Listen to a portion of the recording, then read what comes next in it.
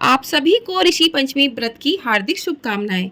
ऋषि पंचमी व्रत भाद्रपद मास के शुक्ल पक्ष की पंचमी तिथि को रखा जाता है। हिंदू धर्म में ऋषि पंचमी का व्रत सुहागिन महिलाओं के लिए बहुत अधिक महत्व रखता है। सुहागिन महिलाएं हर साल सप्त ऋषियों का आशीर्वाद प्राप्त करने के लिए विधि विधान से पूजा करती हैं। ऐसी मान्यता है कि ऋषि पंचमी के व्रत को करने से विवाहित महिलाओं को संतान प्राप्ति का आशीर्वाद मिलता है। इसके अलावा वैवाहिक जीवन खुशहाली से भर जाता है। ऋषि पंचमी का पर्व हर साल भाद्रपद महीने में शुक्ल पक्ष की पंचमी तिथि को बड़े ही उत्साह से मनाया जाता है। यह पर्व विनायक चतुर्थी के अगले दिन आता है। इस पर्व के दिन सप्त ऋषियों के प्रति श्रद्धा भाव व्यक्त किया जाता है। यह व्रत जाने अनजाने में हुए पापों से मुक्ति दिलाता है। ऋषि पंचमी के दिन सप्त ऋषियों कश्यप, अत्रि, भारद्वाज, वशिष्ठ, गौतम, जमदग्नि और विश्वामित्र की पूजा की जाती है। ये 7 ऋषि ब्रह्मा, विष्णु और महेश के अंश माने जाते हैं। ये ही वेदों और धर्मशास्त्रों के रचयिता हैं। माना जाता है कि ऋषि पंचमी के व्रत को करने से सभी प्रकार के पापों से मुक्ति मिल जाती है और जीवन में सुख शांति आती है। आइए अब जान लेते हैं कि साल 2024 में ऋषि पंचमी का व्रत कब रखा जाएगा। तो साल 2024 में ऋषि पंचमी का व्रत 8 सितंबर दिन रविवार को रखा जाएगा और इस दिन पूजा का शुभ मुहूर्त रहेगा सुबह 11:03 से लेकर दोपहर 1:34 तक का। ऐसी मान्यता है कि ऋषि पंचमी के दिन सप्त ऋषियों की पूजा शुभ मुहूर्त में करना शुभ फलदायी माना गया है। ऋषि पंचमी का व्रत खास तौर से महिलाओं की महामारी के दौरान जाने अनजाने में हुई धार्मिक गलतियों और उससे मिलने वाले दोषों से रक्षा करने के लिए यह व्रत बेहद महत्वपूर्ण माना गया है। तो इस व्रत की पूजा आप साधारण तरीके से घर पर ही कर सकते हैं। आइए जान लेते हैं पूजा विधि क्या है, किस प्रकार से पूजा करनी चाहिए। तो इसके लिए आपको सुबह जल्दी उठकर स्नान आदि से निर्वृत्त हो जाना चाहिए। स्वच्छ वस्त्र धारण करने चाहिए। उसके बाद आपको एक लकड़ी की चौकी लेनी चाहिए या फिर आप ज़मीन पर ही हल्दी से लेप लगा सकते हैं, लीप सकते हैं। इस प्रकार से आपको चौकी पर पीले रंग का वस्त्र बिछाना है। उस पर आपको चावल का आसन देते हुए या फिर आप फूलों का आसन दे सकते हैं। सबसे पहले भगवान गणेश को विराजमान करना है।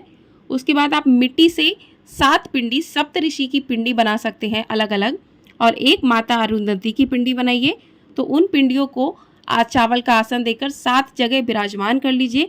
अगर आपके पास मिट्टी नहीं है तो आप 7 सुपारी ले सकते हैं और एक माता अरुंधति की सुपारी ले सकते हैं। तो इस प्रकार से आप उनको विराजमान कीजिए। उसके बाद कलश की स्थापना कीजिए। तो उसके लिए आपको चावल से अष्टदल कमल बनाना है, उसके ऊपर कलश की स्थापना करनी है। तो कलश की स्थापना के लिए आपको कलश के अंदर जल भरना है, हल्दी की गांठ, सुपारी, सिक्का इत्यादि डालकर, पान के पत्ते लगाकर उस पर दीपक जला दीजिए या फिर आप उस पर नारियल भी रख सकते हैं। जिस प्रकार से आपके यहाँ कलश की स्थापना होती है उस प्रकार से आप कर सकते हैं।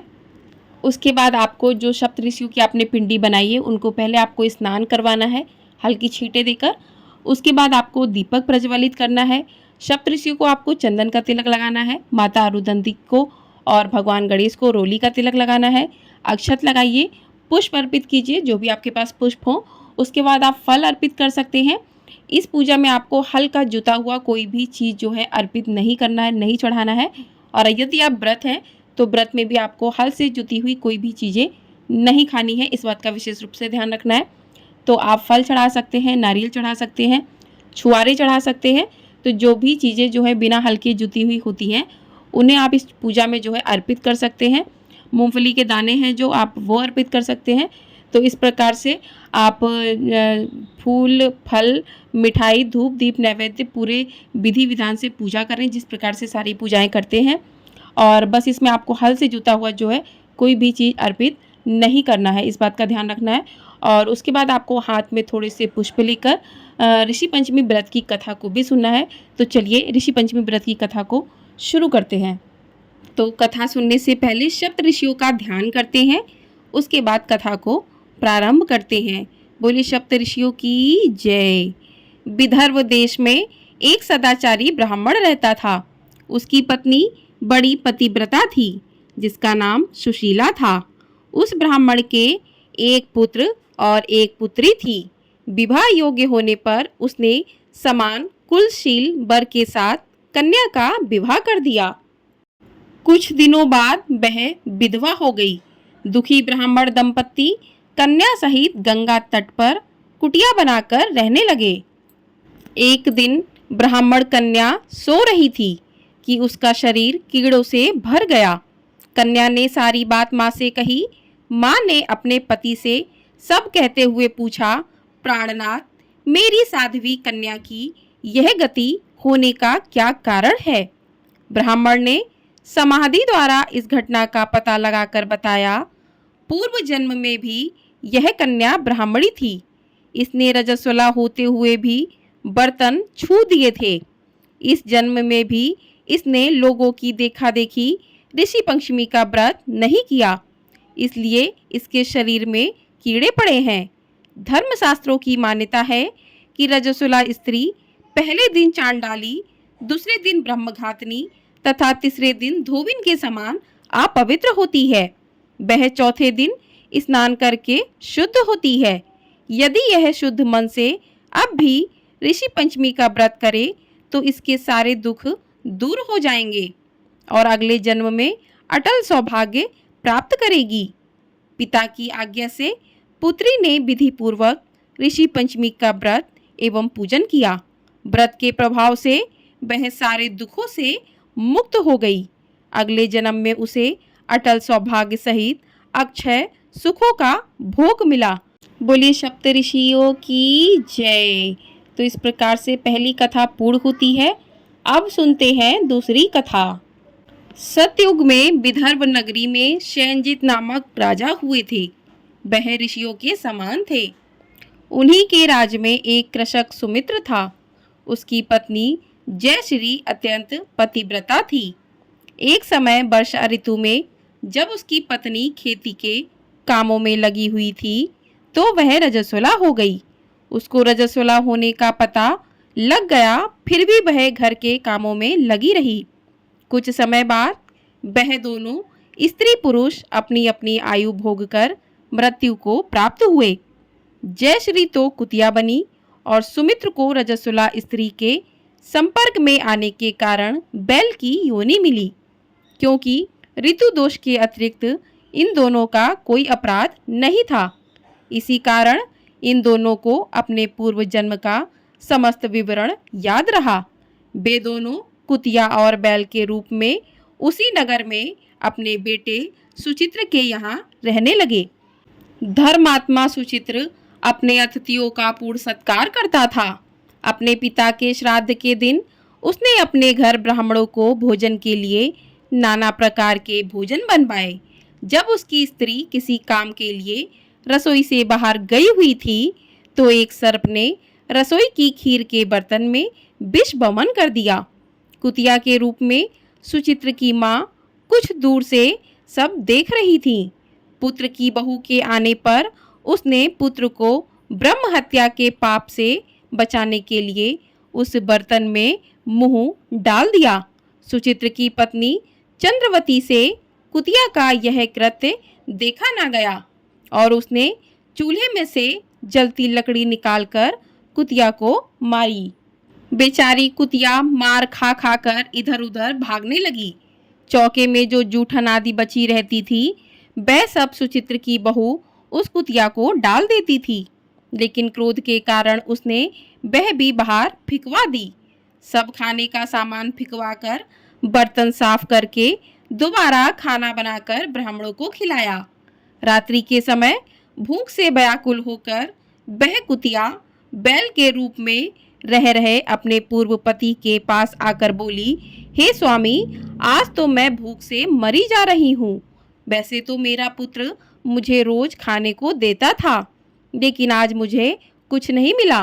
सांप के विष वाले खीर के बर्तन को अनेक ब्रह्म हत्या के भय से छूकर उनके ना खाने योग्य कर दिया था। इसी कारण बहू ने मुझे मारा और खाने को कुछ भी नहीं दिया। तब वह बैल बोला, हे भद्रे, तेरे पापों के कारण तो मैं भी इसी योनि में पड़ा हूँ और आज बोझा ढोते ढोते मेरी कमर टूट गई है। आज मैं भी खेत में दिन भर हल में जुटा रहा।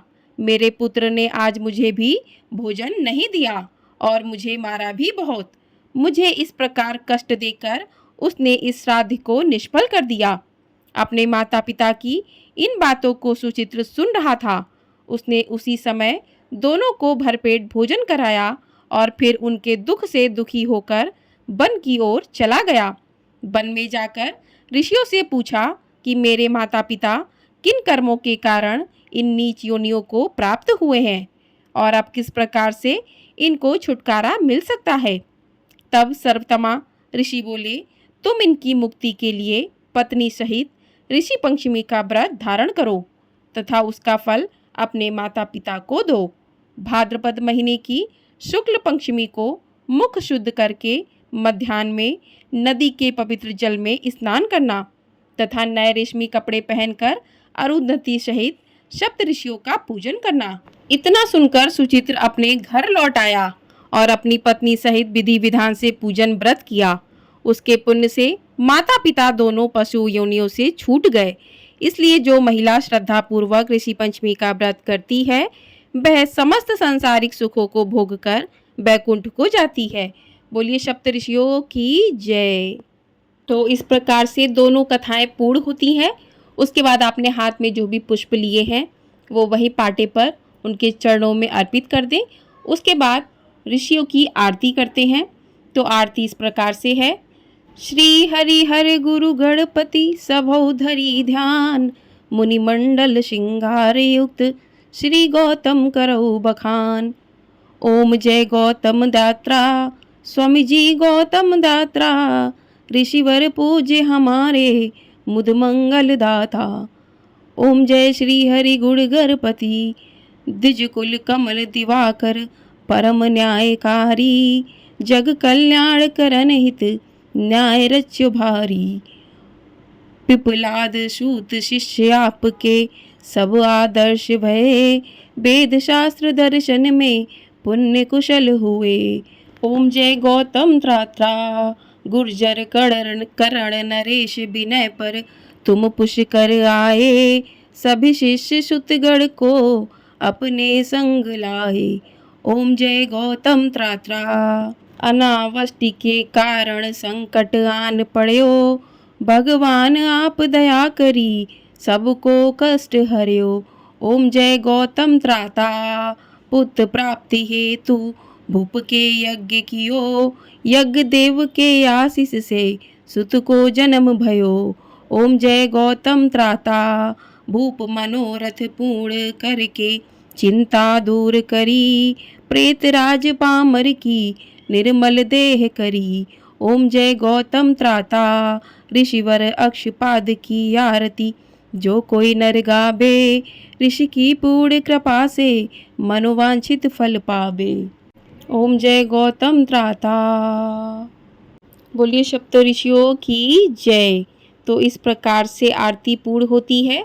आरती के बाद आप पूजा में हुई गलतियों के लिए क्षमा याचना अवश्य करें कि पूजा में यदि आपसे कोई गलतियां हैं तो उसके लिए क्षमा करें। इस प्रकार से आपकी पूजा कथा विधि पूर्वक संपन्न होती है।